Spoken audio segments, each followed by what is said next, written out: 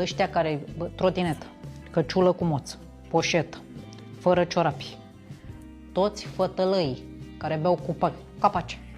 Bă, cum vedeți unul de ăsta, nu contează ce fată, băiat, un capac, direct. Nu există. Te scuși, mă, nebunule, băi! Mă, nebunule, mă!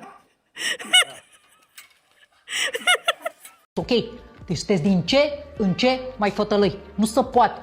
6 luni la pârnaie, tată. Frumos, dormi pe metal, te trezești, picioarele pe jos, cancer de frig, te duci, faci pipi, ți îngheață pipi când ți ieși.